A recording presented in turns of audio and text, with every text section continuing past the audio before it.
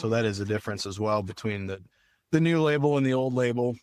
There are two things, I guess, to note is one, we've been using drift reduction agents. Now they're also requiring a volatility reduction agent, or VRA, must be in every application as well to help make sure that product doesn't volatilize as much. And the other one is, and I think this is in other herbicides as well, but EPA requires some conservation practices to be in place. Well, welcome back to the Cornelius Seed Podcast. We've got a bonus episode for you today. It's this one's kind of a hot off the press. We all know that Dicamba's back, sort of, kind of, depending on who you ask. It's either a relief or a headache or just something farmers are still not sure whether or not they can trust. And what are some of those things that you should be thinking about as you head into the spring? So joining me remotely on the phone right now, we've got Will Cornelius, soybean lead for Cornelius Seed, and he is pulled over in his truck right now making this phone call happen. So thank you, Will. How you doing? Doing good. It's a beautiful day in central Iowa, going to visit some customers and talk about soybeans and their operations. So excited to get this soybean related topic out there. I know it's always, how long do you wait to get the most information out? Because there's still information that we don't have yet, but I think it's important to get what we do know out to customers, and we can always follow up with details later. So yeah, excited to get into it. No, 100%. You're totally right. So I think late Friday at that, I think as most folks the businesses were closed, you went through and kind of whipped up a quick video. You had an instant notification for the EPA press release that gave some high level summary. And like you said, it's still pretty high level, but we want to pass along the nuts and bolts of what we do know up to this point. So I guess let's just, kind of start at the top real quick. So what actually did happen? How's it changing? But, what did the EPA decide, and how is it different from the last few seasons and what we do know? Yeah, it was a pretty wild week for soybeans last week between the market rally that happened early in the week. And then, we had talked just on the last podcast about the doubting how soon we were going to hear if this label got approved. And all of a sudden, end of day Friday, it's like, holy cow, we got this thing. And, worst time on a Friday afternoon. So, not a whole lot got done for the next couple of days over the weekend on updates. But yeah, so after a couple season hiatus here, we've got Dicamba back as over the top use in Dicamba tolerant soybeans, which of course is your Extend and your Extend Flex, which in our view is another tool in the farmer's toolbox to be able to control hard to resist weeds. Back to your point early on. Yeah, not everybody's a fan of Dicamba. I think that's part of the reason that this took so long, because I think my read on the new labels, there was a lot of compromises made from both sides of the aisle, which it's nice to see government work in that perspective, that, we're listening to each side and making the best, middle ground decision we can. So that's certainly a refreshing thing. And there are certainly some changes to the Dicamba label we had before, but it still allows us to use this tool in season. And that's the difference. We could always use Dicamba as a burn down, but now we can use it in season over the top. There's no calendar date restriction like there was before, at least at the federal level. My understanding is that Minnesota did approve their state level, and there may be a date in there. I don't know the details on that yet, but we're still waiting on state level approvals for Iowa, Wisconsin, Illinois. So the states do have the ability to add some additional restrictions beyond the federal label, but it'll be TBD on what those are. And once we know, we'll certainly get it out, and as will Bayer and other companies. Excellent. So, well, no, thank you for that. And just as the over the top thing being key, and you mentioned soybeans earlier, but just because we don't hit the cotton front, but it's also for the cotton folks that care about it. So this new label, what does it really mean, right? Like what's truly changed that's different from before? Because if we've been able to do over the top before, I guess, correct me if I'm wrong. And everybody was hung up on the calendar date, which meant you were probably pushing a lot of things you didn't need to push for that magical date on the calendar. That probably led to other issues.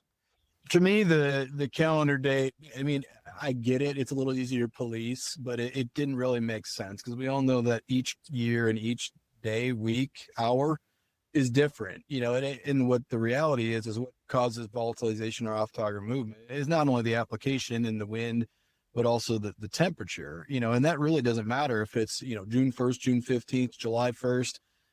If it's 95 degrees, you're going to be at higher risk. And that's why I think they've gone to this more temperature based model versus a calendar date. I brought up the 95 degrees. That is a cutoff point. Is different than what we had before. If the day forecast is to be 95 degrees, you can't spray that day. If it's between 85 and 95, you can only treat half of your acres. And I think there's some question of exactly what that means. Is it, if you've got 100 acres of soybeans, can you go treat 50 of them and it doesn't matter where, or can you only do half the field? I think that's a question that has to be answered yet. Hopefully it's a practical answer. The other big change is there is a reduction in the amount of active ingredient you can apply per acre. It used to be up to 2 pounds. Now it's down to just a pound. So they're reducing the amount that you can spray in a season, and you can do that in up to 2 applications of a half a pound per acre each time. So that is a difference as well between the new label and the old label. The other thing I think the other 2 things I guess to note is one, we've been using drift reduction agents. Now they're also requiring a volatility reduction agent, or VRA, must be in every application as well to help make sure that product doesn't volatilize as much. And the other one is, and I think this is in other herbicides as well, but EPA requires some conservation practices to be in place to be within compliance. If you're in a normal situation, you need up to 3 points to mitigate runoff or erosion, and those can be buffer strips, grassed waterways, contour farming. I mean, a lot of things guys are doing already, so I don't think it's going to be too hard to check those boxes, so to speak. If you are in an area that has some additional restrictions for, pesticide use limitation areas where there's maybe some, what's the word I'm looking for? Endangered species. Then they're talking as high as 6 points. So it's still not clear exactly what all your options are, how many options you can get to 6 points, and that information will be coming. The other thing I learned about the temperature based, and I think this is accurate, is it'll be based on your most local NOAA site. As far as, we've got 1,000 weather apps and they all say different forecasts. But my understanding is there's language in the label that'll pinpoint down to which one is the official temperature forecast you use for that determination if you can spray that day or not.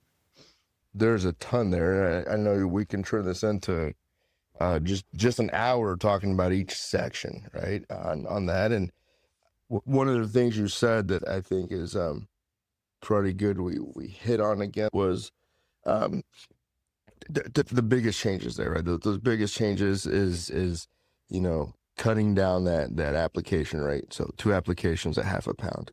The voluntary reduction agent, that not 40 ounces an acre.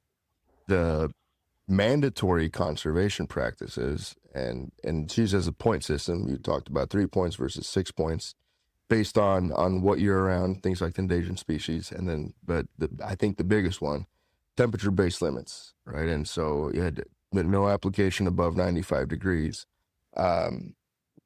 With that being said, you also talked about those 6 points. And I think what we'll do, because we're covering it quickly to get info out there, we'll also link an article to a blog post on our website. Our team did an awesome job kind of cleaning it up to make it simple words and almost in a checklist kind of way. What we really hit on, what are the big changes, right? But I think it's just as important to say what didn't change, what stays the same, and what are your thoughts on that? Well, one thing that did change but didn't change is the name of the herbicide. You don't have XtendiMax as an option anymore. They did rename that to Steerax, I think is how you pronounce that, and I could be wrong because I haven't heard it used verbally yet, just reading it off the paper. My understanding is it's a new name, but the functionality, the formulation is all the same as what we had with XtendiMax. The reason they changed the name is so there's no confusion on what the new label, which herbicides go with the new label, and that nobody's referring back to the old label and saying, well, yeah, XtendiMax, these are the requirements. Well, that's the 2020 version. We're talking 2026 version now. So the same, but different name is all. Other than that, I mean, a lot of the things are still the same. Obviously, you still need to wear your PPI, and the restriction reentry intervals are the same.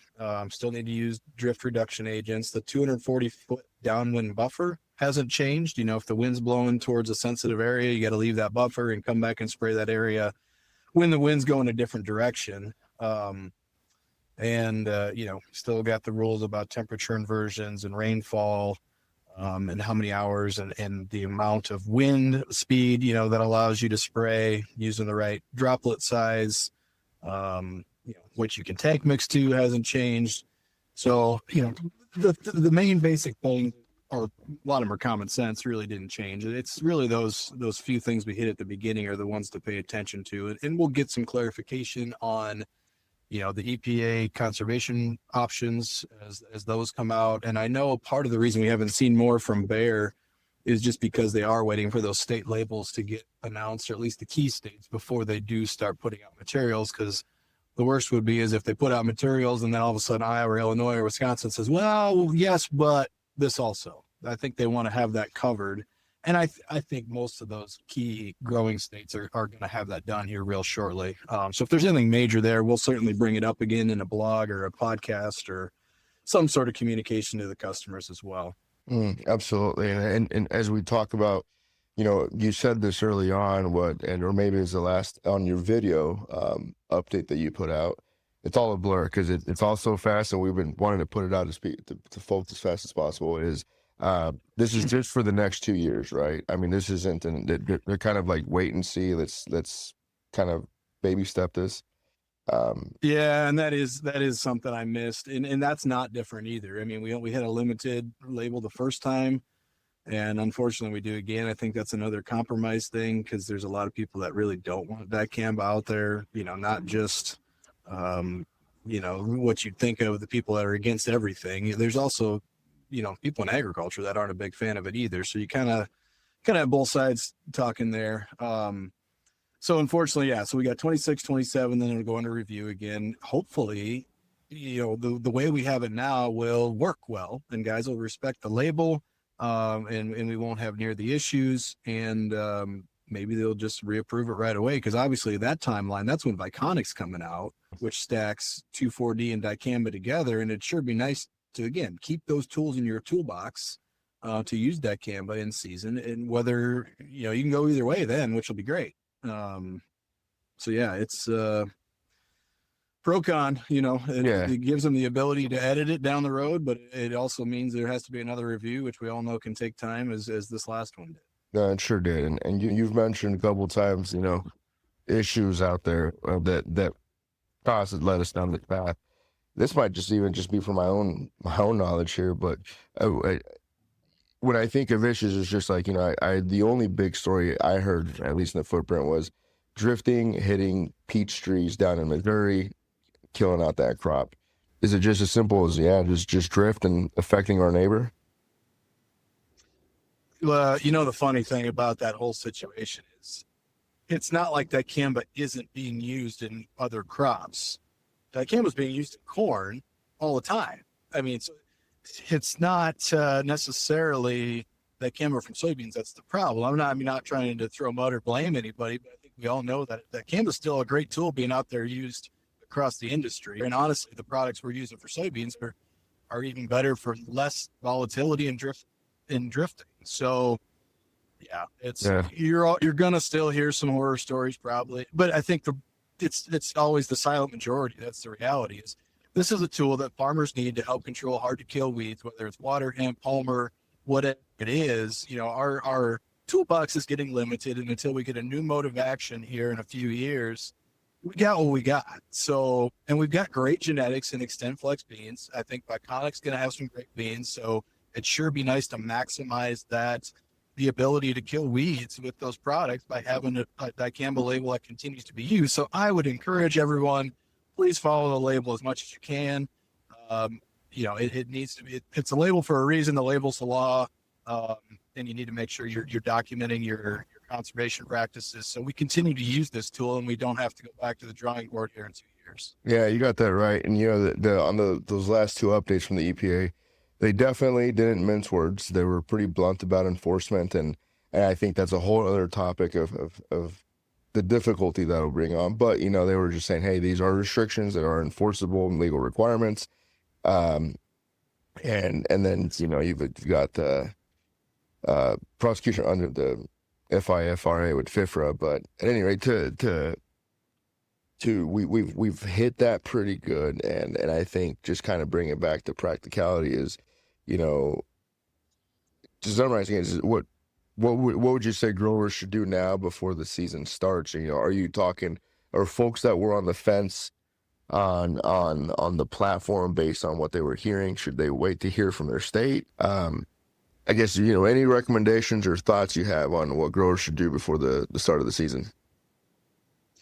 You know, I think most guys have their crop plans figured out. Their chemistry's been ordered, you know, so I don't think we're going to see a lot of changing between now and spring, you know, and from a logistics standpoint on our company side of things, I think we're nimble enough. If you really say, hey, I have Enlist ordered, I want to go extend flux now that I have the ability, we can figure that out. Let's talk to our salesmen, make sure, you know, especially if they're treated, let's try and figure out a way to work through that.